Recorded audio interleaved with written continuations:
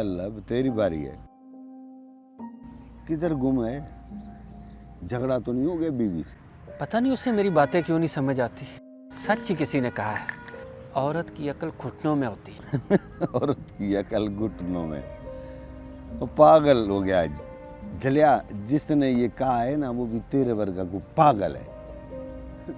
लगता है आपका किसी औरत से वास्ता नहीं पड़ा। सच कहता है।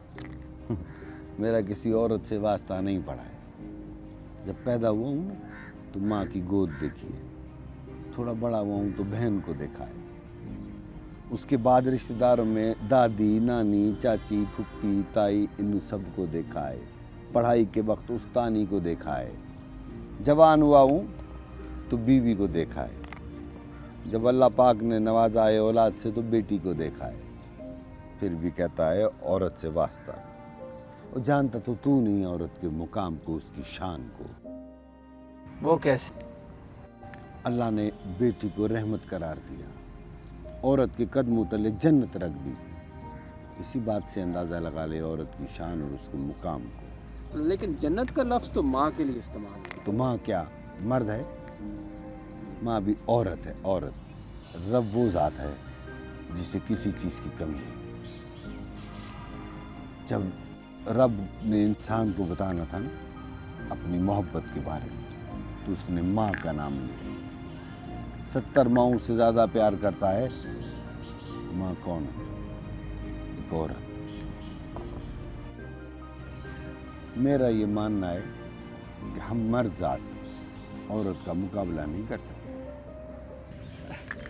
लेकिन चाचा, मर्द तो मर्द है। पता भी है बच्चे को जन्म देते वक्त कितना दर्द सहती है। 22 हड्डियां टूटने जितना दर्द सहती है। कभी दर्द सहा है इतना? मौत के मुंह से वापस आती है।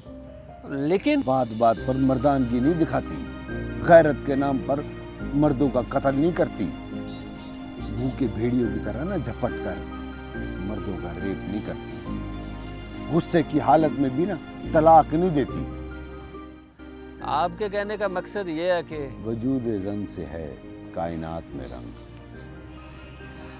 बहुत शुक्रिया चाचा, आपने मेरी गलती देख के मुझे सजा नहीं दी, बल्कि मेरी गलती को सुधार के मुझे ये एहसास दिलाया कि औरत को इज्जत की निगाह से देखना चाहिए। और तुझे अपनी गलती का एहसास हो गया, ये सबसे बड़ी बात है।